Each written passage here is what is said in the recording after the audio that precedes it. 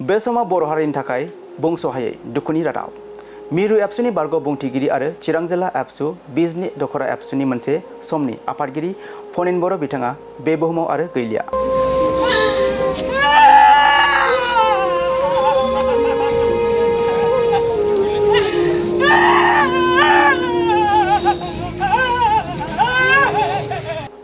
बिथाङा थांनाय दानथामसो सिगांनिफ्रायनो गोब्राब बेरामजों सैनांनानै दंमोन।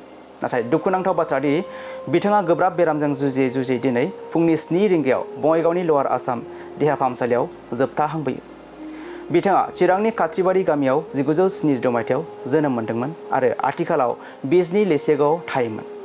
गावनि सुंद' जिउ 50 बोसोराव खावसे 26 बोसोर समखौनो एबसुआव थाना हारिनि थाखाय खामानि मावना बारहोदों होनना फोरमायदों बिजनि दखरा एबसुनि आफादगिरि सुबिलाल दैमारि बिथाङा। मख'नो गोनांदि रुंसारि फनिन बर'आ बिजनि सोलोंसालिमानिफ्राय फरायखांनायनि उनाव बिजनि दखरा एबसुआव बिबान लानानै हारिनि खामानि मावनो जागायदोंमोन। बेनिफ्राय बिजनि दखरा एबसुनि खेबनै आफादगिरि आरो चिरां जिल्ला एबसुनि खेबनै आफादगिरि जाखांनानै उनाव मिरुआव बुंथिगिरि बिबानबो लाहैदोंमोन। दुलाराय बर' फरायसा आफादा बिथांनि बेबायदि अबथिरा रुंसारि जानायखौ गोथौयै दुखु मोननाय फोरमायो। लोगोसे बिथांनि बेबायदि अबथिरा रुंसारि जानाया बर' हारिनि थाखाय सुख'हायै दुखुनि रादाब। मिरु दुलाराय बर' फरायसा आफादनि बारग' बुंथिगिरि आदा फनिन बर' बिथाङा दिनै फुंबिलि समनि 7 रिंगायाव लवार आसाम हस्पिटाल देहा फाहामसालियाव रुंसारि जायो। फनिन बर' बिथाङा बिजनि आन्सलिक एबसुनि मोननै टार्मसनि आफादगिरि जादोंमोन। लोगोसे चिरां जिल्ला एबसुनिबो आफादगिरि जादों मोननै टार्मसनि थाखाय। लोगोसे मिरु एबसुनि मिशन कअर्डिनेटर जादों बड'फा मिशन फर सास्टेनेबल चेन्जनि। बिनि उनाव बियो 2019 मायथाइनिफ्राय 2021 मायथाइसिम बुंथिगिरि महरै दङमोन दुलाराय बर' फरायसा आफादनि। आरो बिथाङा आथिखालसिम 2021निफ्राय दासिम बिजनि जिल्ला UPPLनि आफादगिरि जानानै दंबाय थायोमोन। दा बिथाङा अबथिरायै रुंसारि जाबाय। 47 बोसोर बैसोआव बिथाङा रुंसारि जानो गोनां जाबाय। बिथाङा दान मोनथामसोनि सिगां देहायारि जेंना जानानै दङमोन। बिथाङा खेबसेयैनो पेरालाइसिस जानानै हस्पिटालाव लांदोंमोन। हस्पिटालाव लांनायाव बिनाव बन टिबि मोननाय जायो। बन टिबिआबो अपारेसन खालामखांबायमोन, हारानि अपारेसन बेबो साक्सेस जाबायमोन।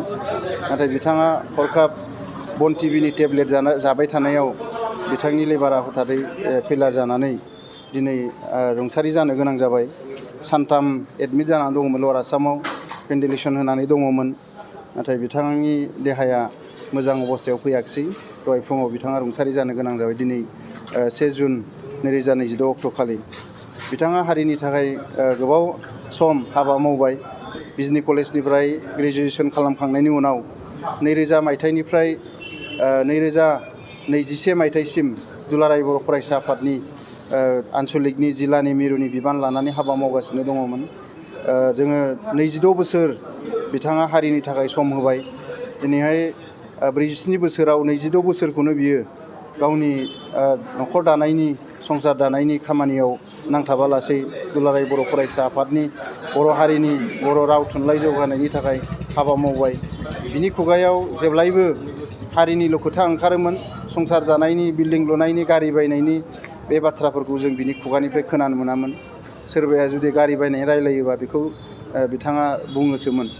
बेबायदियै गावनि लाइफखौ, खावसे लाइफखौनो सेक्रिफाइस खालामनानै दिनै हारिनो गोबांथार हाबा मावनानै होलांबाय।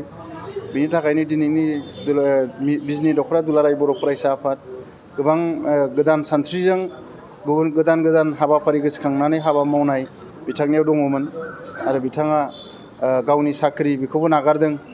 दिनैहाय बिथांनो साख्रि जासिदोंमोन गोबाङा बेनो सुबिदा जासिदोंमोन। सोरबाया स्कुल खुलिनायाव कमिटियाव लाफानो थाखाय बिथांखौ लिंदोंमोन। गोबां सुबिदा बेनो होदोंमोन। नाथाय बेफोर गासैखौबो दुलाराय बर' फरायसा आफादाव थानायाव बेखौ नागारबोजोबदों। आरो हारिनि थाखायनो बेखौ बियो नागारबोजोबनानै दिनै बियो जोबथा अबस्थायाव गाव रुंसारि जानो गोनां जाबाय बेमाराव भुगिनानै। दा बिथांखौ जोङो गोबां नाजादोंमोन। आगरआलानिफ्राय नेम केयारनिफ्राय पाटनायाव अपारेसन खालामबाय। बिनि उनाव न'आव लाबोबाय। बिनि उनाव लवार आसाम हस्पिटालाव सोफिनबाय। नाथाय जोङो बिथांखौ गोबां नाजासेयावबो मदद फोथांनानै लाखिनो हायाखिसै, गोथाङै लाखिनो हायाखिसै। दा बिनि थाखाय जों दुखु थाबाय। आरो बिथांनि जि न'खर, अनजालि बिसि, लोगोसे सासे अनजालि फिसाजो फामि रानि बर', बिथाङा क्लास 7आव फरायगासिनो दङ।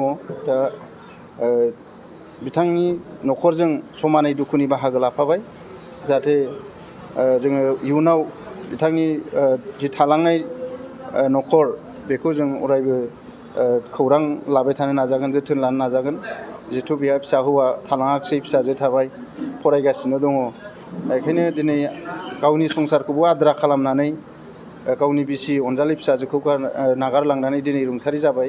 दा बिथांनि सोरगोआरि जिउमाया अरायबो आलो गोजोन थानो जायगा मोन्थों आरो आफा इसोरा अरायबो बिखौ आलो गोजोन थानो जायगा होथों। बयनिबो खाफालाव सम थायो, बेबायदिनो बे आसखान्दायै खम बैसोआव बिथाङा रुंसारि जानो गोनां जाबाय। बेखायनो जोङो बिथांनि सोरगोआरि आलो गोजोननि थाखाय बयबो बर' रायजो राजा, बिजिनि ओनसोलनि रायजो राजाफ्रा जाहाथे इसोरनि खाथियाव आर'ज गाबो। आङो बेखौनो नोंथांमोननि चेनेलनि गेजेरजों खावलायहरनाय जाबाय।